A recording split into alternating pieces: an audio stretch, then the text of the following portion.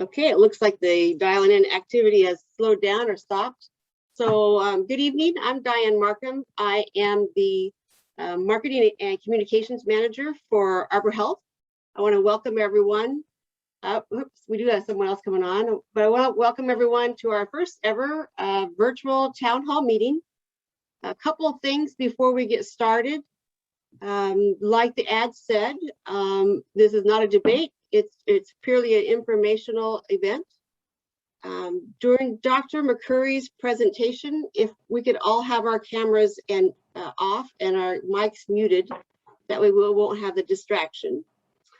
And when it's time for you to submit questions, if you're on the phone, obviously you'll be able to speak. But if you have a microphone, you can use that.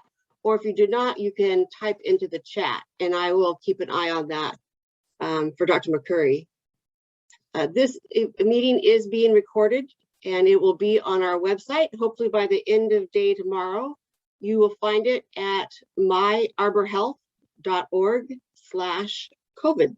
And with that, I will turn it over to Dr. McCurry.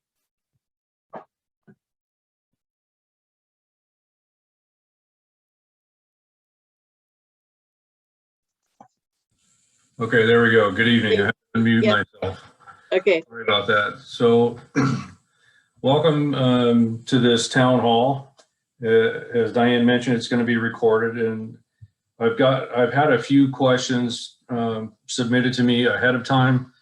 And then later on, there will be time for you to ask questions if I don't mention something that you would like to know about. So I'm going to just spend some time talking about the vaccinations in general. And perhaps I'll hit the question that you have. And if not, you can ask it. So just to kind of review a little bit, you know, we're going on 2 years of being in this pandemic. And one of the remarkable things about this whole pandemic, as far as the vaccines go, is that very early on, by that I mean January, February, March of 2020, vaccine companies began making plans for producing vaccinations against COVID. And the reason why they could do that is because of genome sequencing, which now can be done very rapidly because of the supercomputers that get used for that. And so as a result, they were able to sequence the genome for the virus. And then they were able to isolate the gene sequence for the spike protein, which everyone has heard about. And the spike protein is what gives the coronavirus the name, because it looks like all these spikes on the outside of a globe, basically. It looks like a crown, which is what corona comes from. So the vaccinations with messenger RNA were developed. And that is not a new technology, by the way. It's new as far as vaccinations go, but it's been worked on for the last 10 to 20 years. So most of the vaccines that we're used to have been around the technology has been around for 50, 60, 70 years. But this is fairly new, meaning 10 to 20 years. And so because of that genome sequencing, they were able to produce messenger RNA that would code for production of the spike protein. And that spike protein would be produced in the cells and then expressed on the surface of those cells. And then your immune system would start recognizing those spike proteins as foreign and then begin making antibodies against it. And that is how your vaccination provokes an immune response. Now, some people have asked if this is gene therapy, and the answer is no, it's not. Gene therapy is inserting normal DNA into a cell that has defective or missing genes in order to correct a genetic defect. That's gene therapy. Vaccinations work no matter what kind that you use, whether it's the old type or the new type. They work by provoking your body's cells to make parts of the infectious agent that then gets dumped out of the cell and then provokes your immune system to respond to that by making antibodies against that. And that's whether or not you use what's called virus vector vaccinations, which is what the Johnson & Johnson one is.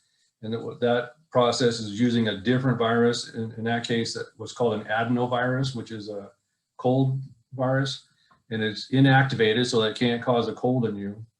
But they use that inactivated adenovirus to transport a piece of code for part of the infectious agent you want to vaccinate against. It takes it into the cell, and then the cell uses its own manufacturing processes of proteins to make that component.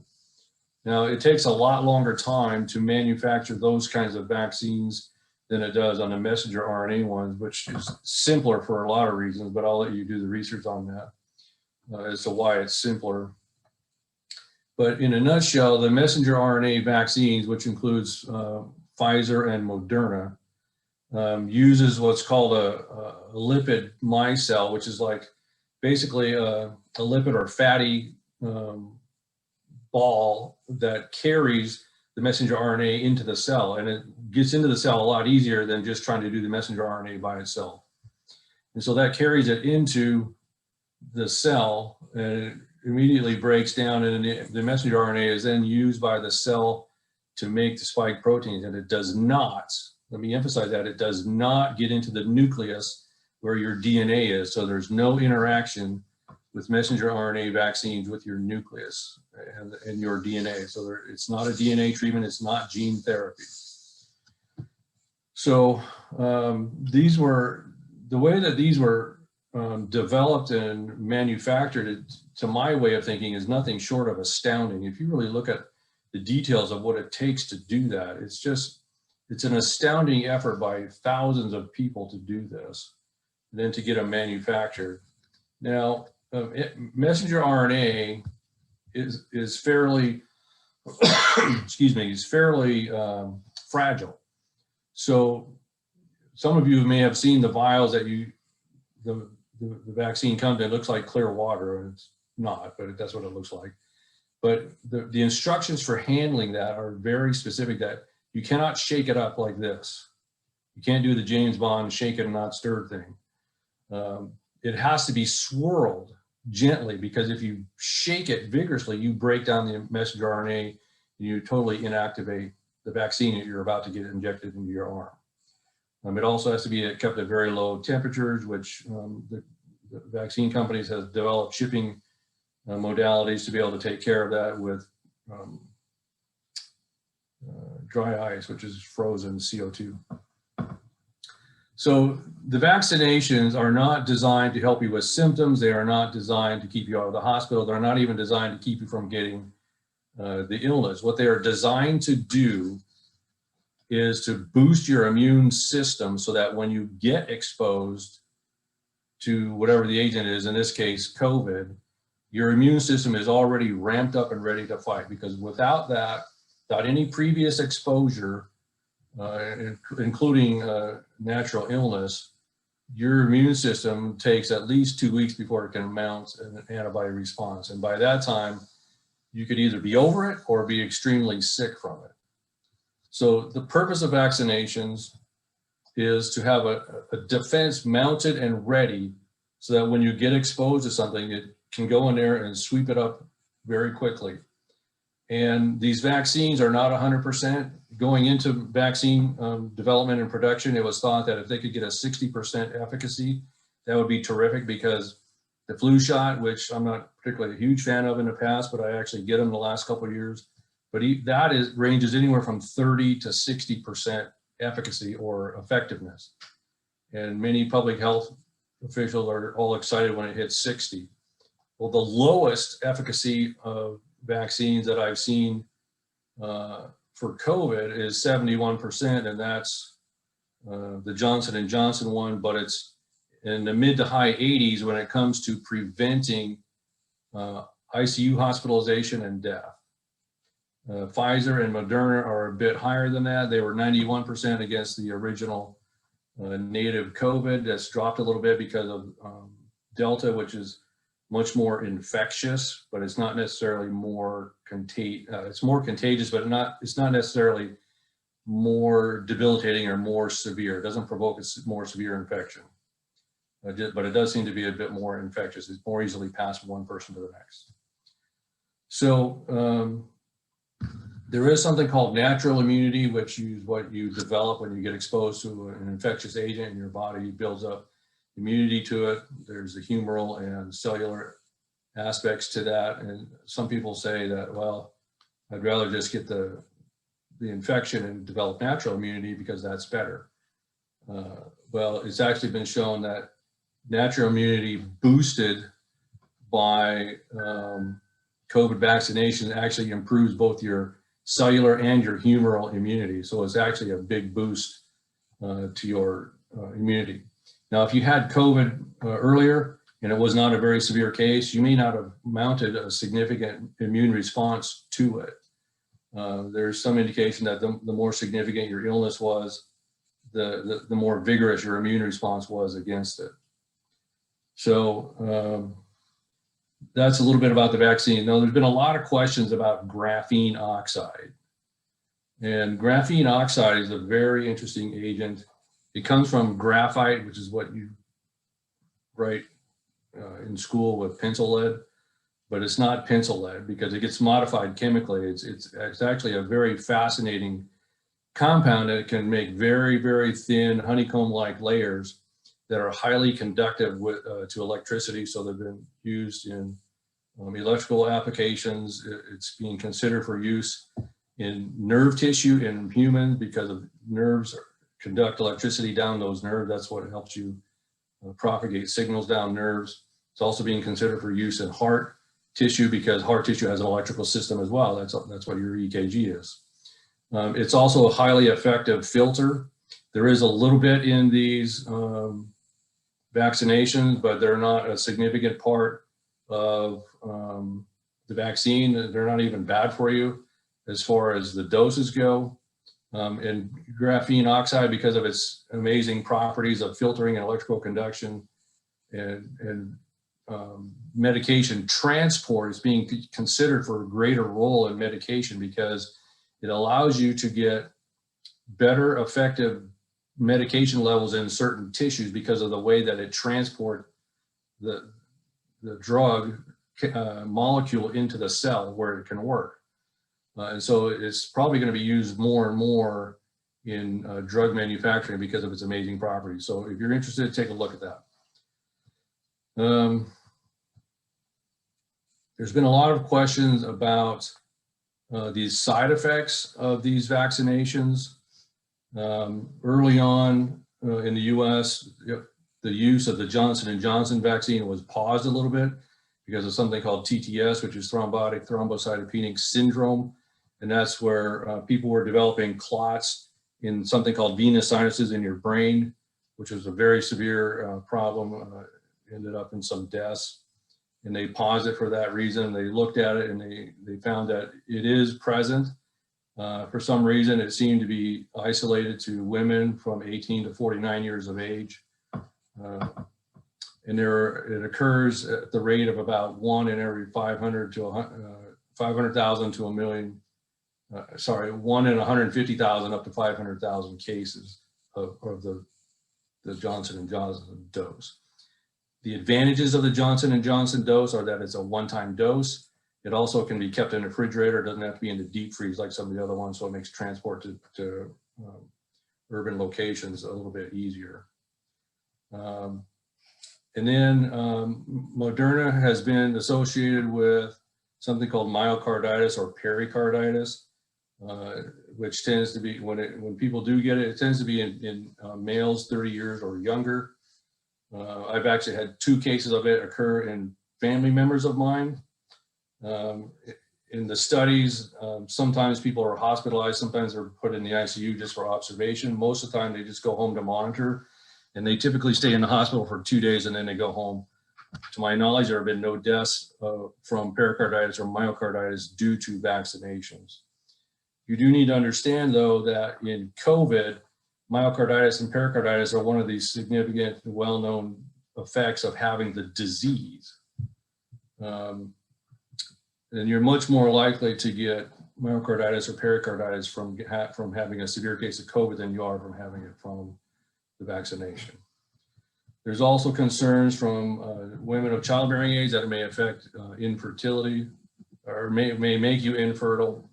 That is really not true, and it's stemmed from some reports out of the United Kingdom where two researchers were looking at different things, and they felt that part of the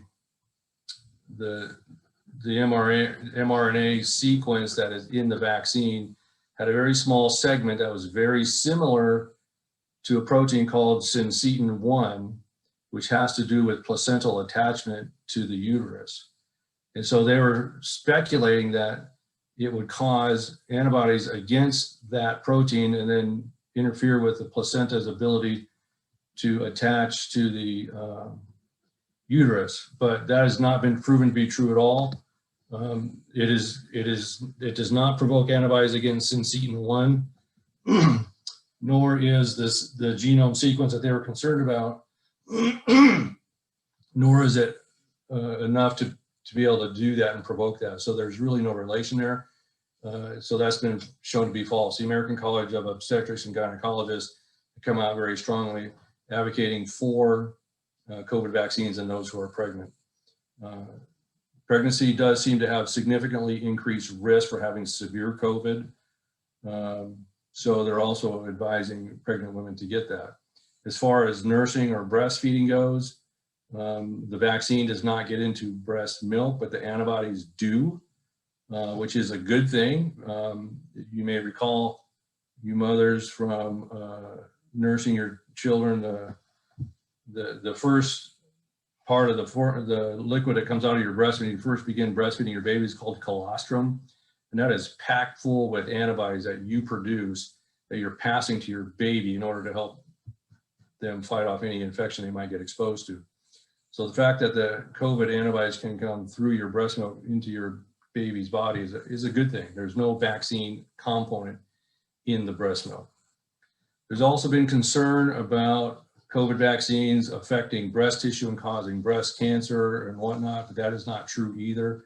What happens is you get the shot in your arm. Sometimes there's a local inflammation, tenderness, soreness, whatnot, and then you have lymph nodes that are nearby in your axilla or armpits, and they can become a little bit inflamed because there's some inflammation going out here where you got your shot.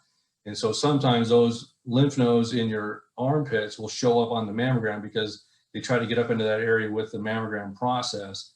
And so in the past, that has caused some people to have abnormal appearing mammograms, and then they end up getting an ultrasound and sometimes a biopsy and whatnot.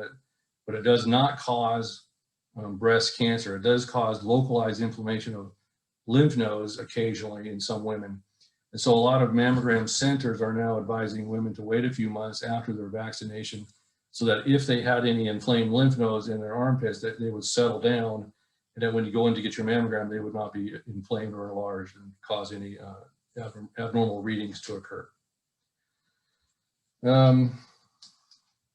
There have been some cases of breakthroughs in the northeast of the US, Vermont, Massachusetts, and those kind of places. And there's some question as to what's the use of getting vaccinations, because, like, for example, in Vermont, they had a very high vaccination uptake rate of about 80%, and yet they had quite a number of breakthrough cases. I don't know all the exact numbers of how many cases they had, but Yale University did a study where they had 37,000 breakthrough cases. In the vaccinated people who had those 37,000, the definition of breakthrough case is that you've been fully vaccinated and yet you got COVID, either first time or the second time. So the breakthrough cases are 37,000. Those that were hospitalized were 0.03% hospitalized. The positive rate of the overall vaccination population was 0.8%. So less than 1% of those who got vaccinated developed a breakthrough case. Those who died were 0.006%. So out of those 37,000 positive breakthrough cases in the Yale study, 254 died. So we're not trying to say those 254 cases are insignificant, but compared to the entire population, it's a very small number. And a lot of these folks who do pass away, unfortunately, from the breakthrough cases, they tend to have a lot of comorbidities. And by comorbidities, I mean pre-existing underlying conditions that gives them significant risk to have a severe outcome from COVID.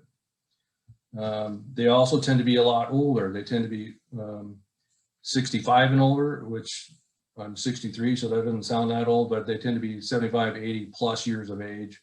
And so they are still the very vulnerable population in our country and in the world. Interestingly enough, it's that age population that has the greatest uptake of vaccination. But yet they're still having some effects. And so the reason why is because none of these vaccinations are 100%. There's nothing 100% in this world except two things. One, you're going to pay taxes, and two, you're going to die.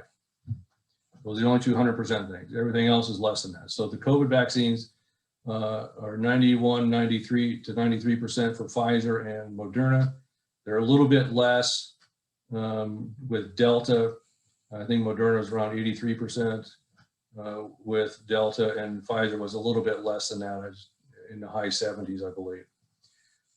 That's from getting a case at all. They're still very, very effective in the 80 to 90% range of protecting you from severe illness, ICU hospitalization, and death. So they are still very effective. Now, all this about getting a booster shot was primarily provoked by the experience in Israel, where they had a very high uptake of vaccination in their country. It was close to 90%, I believe, 80 to 90%. And yet they had a big spike a couple months ago in breakthrough cases. And so as a result, they mandated a booster dose. And as soon as they did, you can see the graphs. I don't have them to share with you on the screen here, but you can see that the vaccinations started here, the cases started dropping, and then the breakthrough cases started going up. They started the booster here, and they dropped dramatically right after that again. So that was a good sign that getting a booster 6 to 8 months after your initial one can be very effective in shutting down something like a Delta surge. And that was the main reason why the US began looking at whether or not a booster should be given. And right now, I think it was just today, Johnson & Johnson just got the okay for a booster for theirs. So Johnson & Johnson, Pfizer, and Moderna have all been okayed for boosters, and those over 65 or those with immune suppression disorders or medications or have other high risk or are not 65 and above.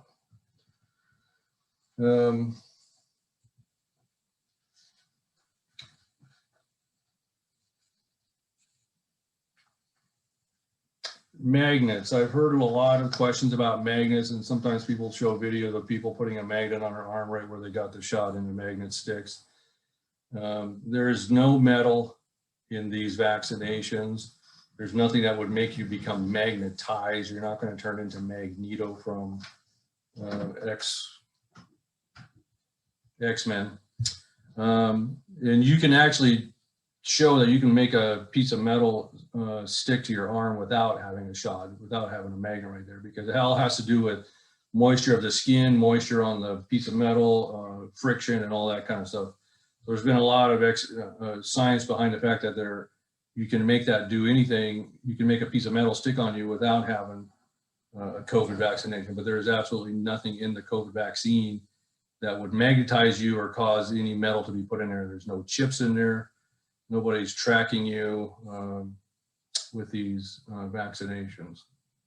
I will tell you, however, that MIT is working on delivery of medications that do come with chips that can tell the doctor or the health company or whatever who's monitoring you as to whether or not you're taking it, how much you're taking, do you need more, that kind of stuff. That is very much in the future. That's not going on now. That's just a research thing. And of course, you would have to give permission to have something like that. But that is not, again, that is not being used for any of these COVID vaccinations. I think most of you are already pretty aware of what the risk factors are for having severe COVID. We talked about DNA and mRNA. So there's this website called VAERS, which is Vaccine Adverse Events Reporting System. And this is monitored by the CDC, and a lot of people, in fact, even some so-called health experts have pointed to this as saying, well, there's 12,000 deaths from COVID vaccines, and that is just flat out false. I checked it out myself. You can look at it yourself. What the VAERS system is, it's basically a complaint box. And so if you have a side effect that you think is due to your vaccine, you can go to that website yourself and you can put on your own complaint of what it was you just got and what's your complaint, whether it's a headache or a rash or your leg fell off or whatever you think it is. And the doctor and hospital systems are also responsible for reporting side effects that they are aware of related to vaccines to this system. Now, none of these complaints are investigated or vetted. In other words, if somebody says, my grandpa got the vaccine and 2 days later he died from the vaccine shot. Well, those don't get investigated to find out what was really going on. And there's typically a lot of other things that are going on, especially in the elderly, from other comorbidities that they have, like diabetes or heart disease or stroke or cancer or something like that. So these things are not vetted. They are not carried out, like there's no autopsies done on them by the FDA, but the FDA does, and the CDC do monitor them for trends. So if there seems to be a lot of complaints about red spots on your arm where you got the Moderna shot, then that's highlights them to look into the studies a little bit more and see, okay, what's going on here? And there is such a thing known now as a COVID arm, which is a big red spot right where you got the vaccine. So they are used for monitoring purposes to see if there's trends showing up with common complaints, but they are not investigated. And the claims that some people have put on in different videos I've seen about 12,000 deaths, that's true. There have been 12,000 deaths reported, but there's no proof that any of them were vaccines. But it goes back 30 years with all vaccines ever done in the US. So it's highly disingenuous to say that 12,000 deaths due to COVID vaccines being reported on this system. You can go check it out yourself. By the way, all these different studies I've been mentioning here, I've typed out in 2 pieces of paper, and Diane Markham has a copy of them. I emailed them to her. So if you would like that to take a look for your own self, you can go ahead and email her at dmarkham@myarborhealth.org, and she'll send you a copy of that.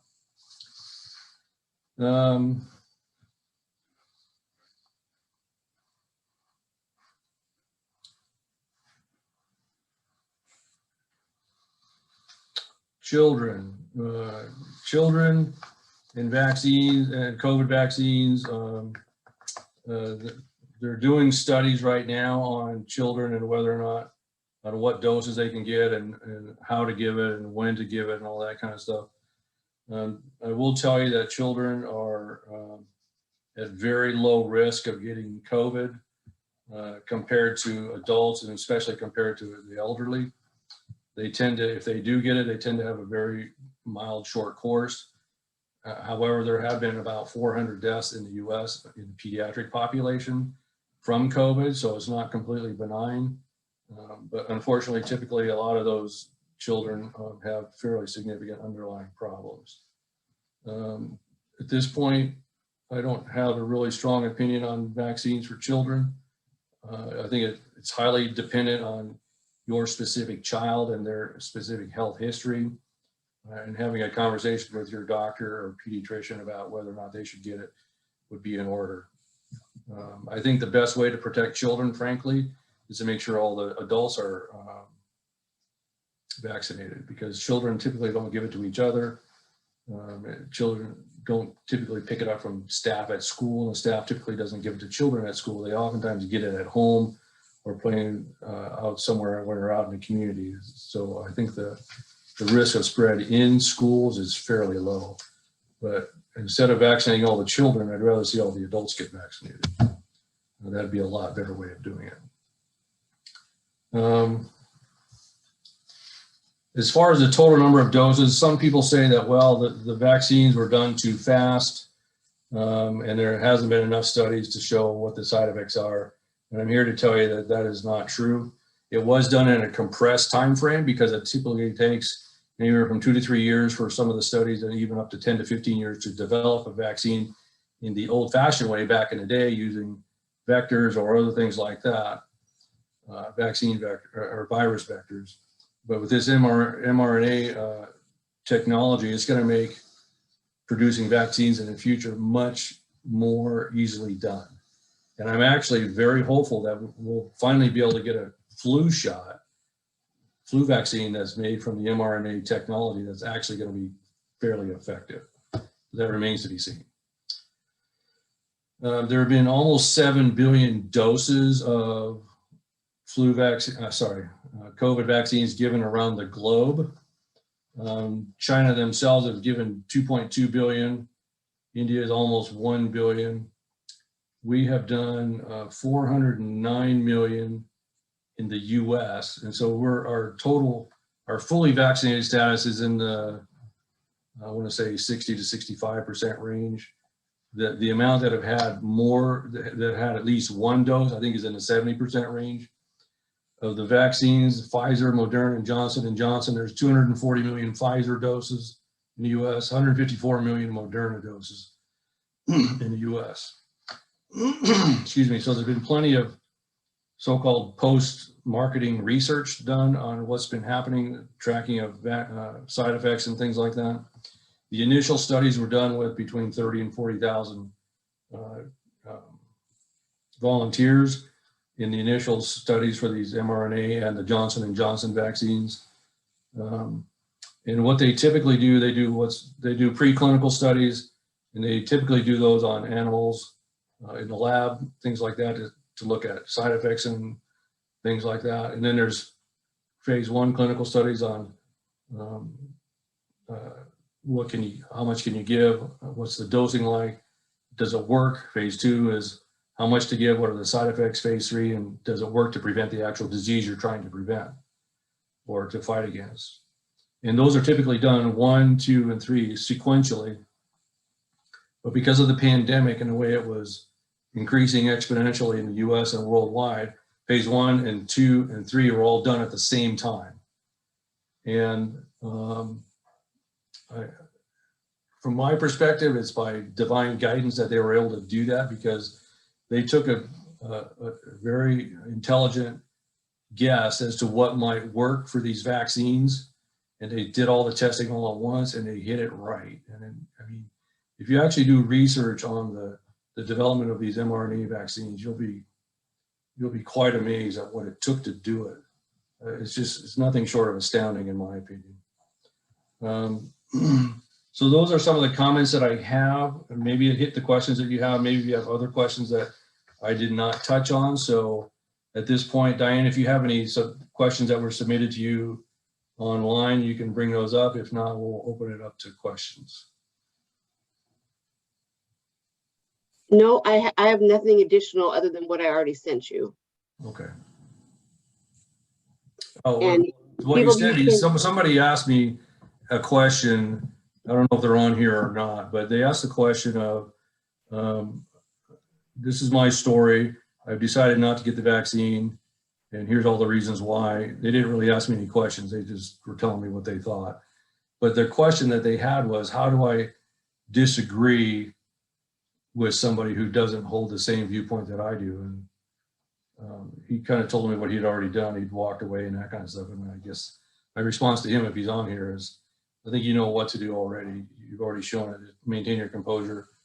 Just say you agree to disagree, you turn the other cheek, or whatever you want to call it. Walk away, or just say, I've decided what I'm going to do, and that's my decision. I'm sorry you disagree with it, but that's the way it is. So we're still a relatively free country, except in California, where you can't use gas-powered lawnmowers anymore. You can still have a choice to make a decision not to get it. There are sometimes very good reasons not to get it, but there are a lot of reasons people are using as the reason why they are not getting it, and they're really not very well thought out. And there are actually answers. Am I still on? Yes. Okay, good. I touched something on my computer. Oh, okay. And there are actually very good answers to the questions that a lot of people have. And so that was the purpose of having this town hall meeting. So having said that, if there's any questions, I'll be happy to answer them to the best of my ability. And I would remind everyone that you can type in the chat if you're feeling shy or you don't have a microphone. There's a chat button at the bottom. And I started the conversation just saying you're welcome to type in the chat, and you can just continue typing. If I open the chat, if somebody types it in, will it show up on mine? Yes, it will. Okay. We can all see it. I got a question, doctor. Yes. Are any of the breakout cases charted by vaccine? In other words, you know, does the mRNA versus the vector antigen, has one shown to have more breakouts than another? I'm sure there are. I just haven't seen statistics on Pfizer breakout or breakthroughs or Moderna breakthroughs or Johnson & Johnson breakthroughs. I'm sure there are somewhere. I haven't seen it myself. So I would say yes, but I don't know where to send you to look for that.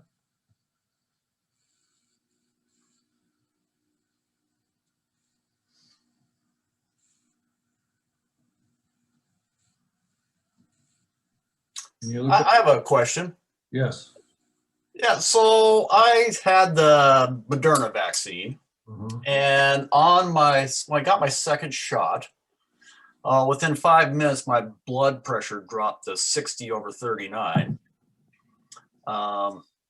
And if it comes to getting a boost or Moderna, I'm feeling a little hesitant about doing that. What's your thought on why my blood pressure might have dropped so low, and what's your thoughts on should I get a booster or not? Well, do you mind if I ask you a few questions about yourself on this public forum, or shall I just make some guesses? Oh, go ahead. Well, how old are you? 57. And are you taking any blood pressure medicine? Yes, I am. Okay. And was your blood pressure, do you know what your blood pressure was before all that? Normally, it would be around 125 to 130 over, 78, 80. Okay. And you weren't feeling particularly sick that day? No. Okay. Well, that's a pretty significant drop. And so let me ask you this. Were you feeling really crummy and lightheaded and weak and whatnot? And then somebody said, let's check your blood pressure, or how did that come about? I took the shot at the Mossy Rock Clinic. They said, go over there and park. And they said, if you have any, problems, honk the horn. And I was sitting there, and God, my vision started getting a little blurry, and boy, I just wasn't feeling good at all. And so my wife honked the horn on the car for me, and they came over and said, well, we better put a blood pressure cuff on you. And that's where they found 60/39. That's correct. That's pretty low. That's what I thought. Yeah, that is pretty low. Well, as far as trying to explain it, it happened fairly quickly. So I guess what I would say, well, let me ask you this. It was the first shot or second? First one? Second one? It was the second shot. So when I got my first shot, I could feel something going on my chest, but not to that extent. Okay, so it's possible that it was an accumulation of your previous shot, and now you got the second one, and something happened to drop your blood pressure. Now, I don't have any idea what that would be. Sometimes if you have an acute onset of pain, that can drop your blood pressure, but I'm guessing it wasn't very painful. Is that true? It was not. It was just a little more concerning. And like I said, and then I started feeling really lightheaded, and my vision started getting a little blurry. Yeah, so I understand what you're saying. So I think that's an unusual reaction. And since you've had two, my perspective would be that you do have some risk factors with your blood pressure issue, but you might have a discussion with your doctor about really should you get the booster, because it's possible that you may have a more significant reaction if you took a third shot, which would be a booster. So if you were my patient, that's probably what I'd tell you. But that's probably a conversation for you and your doctor, but I would be a little hesitant for you in particular to get a booster. Okay, thank you very much. You're welcome. By the way, that's just my opinion. With that and $5 you can get at Starbucks. There is a question in the chat. Oh, a couple. Oh, this is a really good one. Would you please address the topic that some have suggested there are fetal cells or tissue in the vaccinations? That is an excellent question. And that comes from people who are very concerned about the ethics of vaccine development And I did not include the websites for that particular question in the papers that I sent to you, Diane. But I will tell you this, for those of you who are asking and have concerns about this, there are different vaccines that use fetal cell lines for different parts of their development, research, production, and ongoing production. And you may think that there's no difference between those, but there actually is a significant difference. Now, let's talk about these fetal cell lines for a minute. For those of you who are concerned about using cells from aborted babies to develop vaccination and sticking it in your body and might be horrified at that thought, I want you to think about this. First of all, those fetal cell lines were harvested, so to speak, from either aborted babies or placenta or what do you call that hose-like thing that comes out of the baby? Umbilical cord. Thank you. My wife's here telling me what to say. From the umbilical cord. So those are the sources of some of these fetal cell lines. And so these were done 50, 60 years ago, which is a long time for starters, one. But two, from a generational standpoint, meaning new generations of cells, we're talking 40 to 60 generations, because which is almost an eternity when it comes to a cell. So it's like if you went back 40 generations of your history, you'd be going back 1,500 years or more. So these are cell lines that have been used for medical research for many different things. And they test a lot of things on these cell lines. They're not the actual baby. They were taken from an aborted baby at one point, so there's that to deal with. But I want you to keep in mind a couple things. One is, you weren't the abortionist who did that abortion on that particular baby. You weren't the one who harvested the cells. And so this is not your issue. The issue that you are dealing with is whether or not it's ethical to use something that's derived from that. And so the other thing I would say is there is degrees of difference when it comes to using these cell lines for research on how to make something is different than it is from using those cell lines for ongoing production of a vaccine or a medication. So there are the Pfizer and Moderna ones. They did use fetal cell lines for research on what to do and how to make it. They did not use it in the ongoing production. Johnson & Johnson has used it for the ongoing production of the actual vaccine. In my mind, in my frame of ethics, that's a big difference. And for that reason, I personally selected the Moderna vaccination. There is also a Christian ethical think tank called the Charlotte Lozier, L-O-Z-I-E-R Institute. And they have put together some materials on the different vaccines and what they use and what they didn't use. And they have some information on what they think from an ethical standpoint. And so what I'll do is, Diane, I'll send you some material on that on a separate email. And if somebody's interested in looking at those links to take a look at this in a more in-depth process, you can get that material from Diane as well. So for the person who asked that, I hope that answered your question. If not, I'll be happy to talk offline with you more in depth, or even face to face if I think I know who you are. But anyway, that put it this way, I'm a man of strong faith, and I have very strong beliefs in the sanctity of life. And I elected to take the Moderna vaccine myself. My wife also took a vaccine as well. She had the same kind of concerns, and she wrestled through the whole same thing with herself as well. And she elected to take the vaccine as well. So that's a very good question. It's a very touchy question, a very sensitive matter, not to be ignored. So there's a question of the are there financial reasons why medical institutes would offer one vaccine over another? And they ask if Arbor Health offers all three. Arbor Health offers Moderna and Johnson & Johnson because that's what Arbor Health gets delivered to them. We don't really have a choice. My understanding is we don't have a choice as to what we get. We put an order in for a certain number of vaccines and that's what we get. And we have no incentives financially to give one over another. We just give what we get.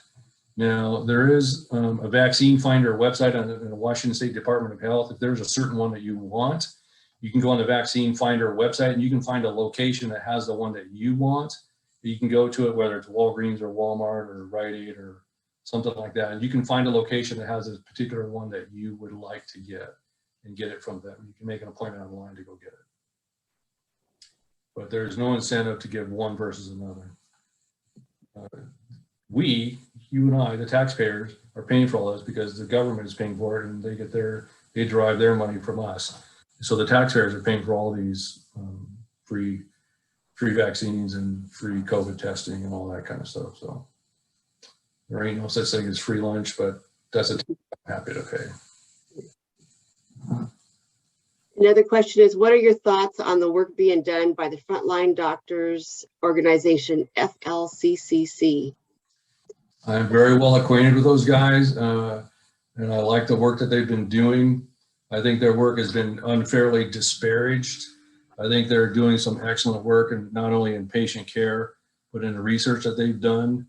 I think my personal feeling is that ivermectin has been erroneously and unfairly victimized, so to speak. It's turned into a very political issue. I think a lot of it has to do with people's dislike of Donald Trump personally, but I think there's a huge study in England going on at the Oxford University right now of about 40,000 people that is testing specifically whether or not this dose or that dose or this dose of ivermectin works versus all these other things. So it was designed for the purpose of answering once and for all, is ivermectin good and useful in COVID, because there's a lot of countries that are using it. It's being used a lot in this country, but it's not being, if you're using it, you're kind of a renegade. And it's very much looked down upon by the muckety mucks like Anthony Fauci and those kind of people and public health doctors and all that. But the truth is, ivermectin has in vivo activity against many different viruses. In vitro. In vitro means testing in a lab. In vivo means testing in humans.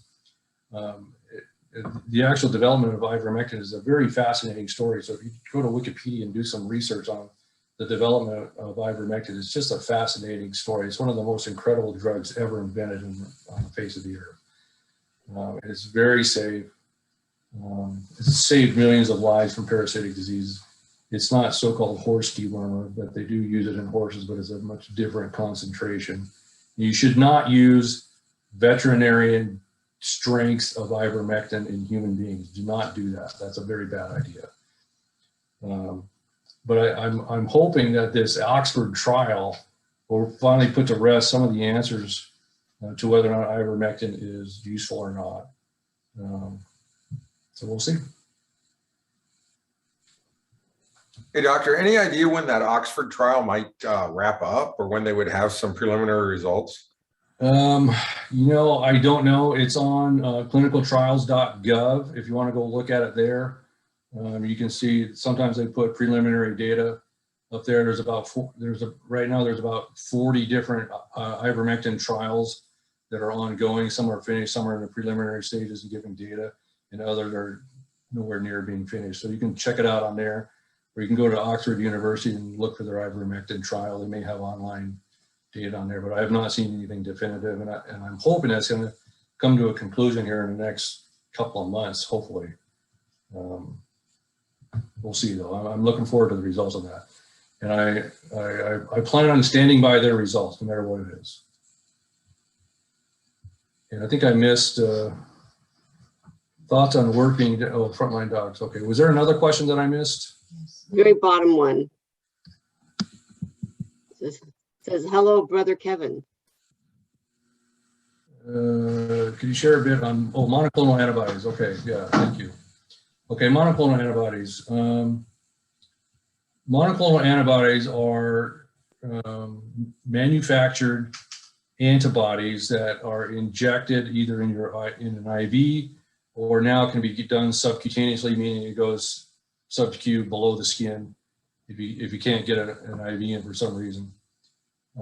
And what they do is it gives you a dose of antibodies that maybe your body hasn't had time to produce and make against COVID. And so if you get COVID and you have high risk factors like your age, diabetes, high blood pressure, lung disease, heart disease, COPD, cancer, those kind of things, if you have those risk factors and you get COVID, you can go get the monoclonal antibodies early on, because the earlier the better. You can get it up to 10 days, but by that time, you're probably pretty much over whatever effect you're going to get from COVID. It's either going to be mild or you're going to survive it, or it's going to get worse and you're going to have a tough time. So if you have those risk factors and you're positive, whether or not you feel crummy or not, you should go get the monoclonal antibodies. That's my suggestion. Right now, the one that's being authorized under emergency use is bamlanivimab and etesevimab. The combination of the two. Initially it was bamlanivimab that came out, but that was when the Delta variant came out, that was no longer effective. So we had to have the combination of those two. So it's the combination of those two antibodies that are being used right now. So if you have COVID and you're early on in the course and you've got risk factors, I would go get it if I were you, because that can help keep you from getting worse, and two, can help you get over it sooner. So, especially if you have risk factors, because if you have risk factors for severe COVID, it can maybe help keep you out of the hospital or keep you out of the ICU. And that's a good thing.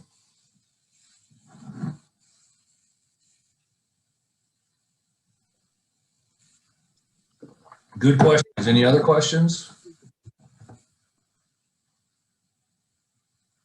Yes. Could you give your thoughts on remdesivir? You know, is it? I know the NIH has kind of pushed it and put it in their guidelines and stuff for once a person has to be forced on oxygen and stuff like that. Is it kind of being forced because of big pharma? You know, there's a link there between NIH and donors of Gilead and stuff like that. And so there's a lot of hubbub going out in the world about this. And I was just wondering what your thoughts were on it. Well, my thoughts on remdesivir are, for right now, it's about the only thing we have if you have severe illness. I mean, I don't mean the only thing, but the only antiviral we have for that. There's an oral one being developed. I can't remember who's developing it, but it's a pill. The initial studies look like it's going to be very effective. So I'm guessing that that's probably going to relegate remdesivir to the junk pile. But remdesivir, it has been shown to improve time to improvement, reducing average time to improvement from 15 days down to 10 days. It helps prevent severe side effects from COVID, but what it does not do, and this is probably what you're reading about, it does not change the mortality of COVID if you get it or not. So that's probably what you're talking about there, I'm guessing, but it does help some people get better faster, and it helps them avoid certain complications from having COVID. So when it's the only thing you got from an antiviral standpoint, I would take it. If I was in the ICU and that's all they had, I would say give it to me. But I'm guessing that this new one, the pill that's being developed, is probably going to be, I'm hoping that it turns out it's going to be so good that it's going to make all the remdesivir a moot point, because especially because it's oral, you can go get it. Is there a name for that pill yet, or do you know? No, because there's no name for it yet. It's all generic. I just can't remember what it is. And sometimes they call these, when they come up with their names for these drugs, they come up with pretty stupid names like, sorry, this is my opinion.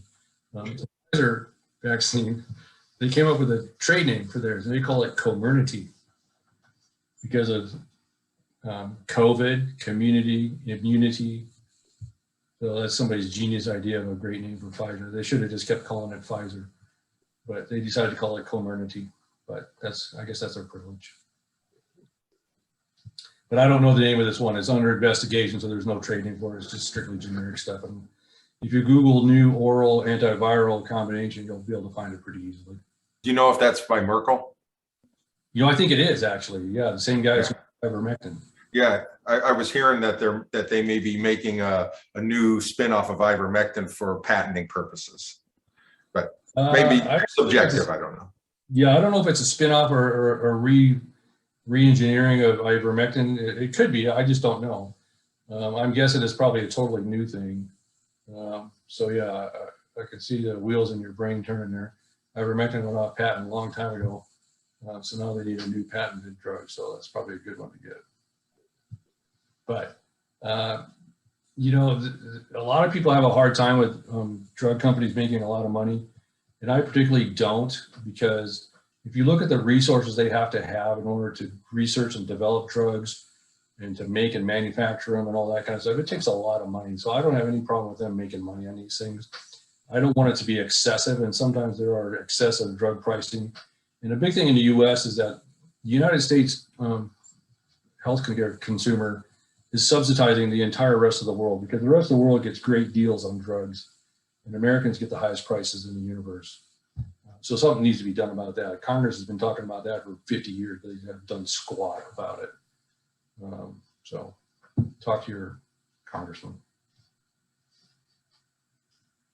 There's a question is if the treatment, the monoclonal antibodies is available in Lewis County. Yes, it is. It's available at Morton Hospital, at Arbor Health, and I'm sure it's available in other places. I just don't know. I can't speak for them, but I know we have it. And I think last I heard, we had a fairly decent supply of them too.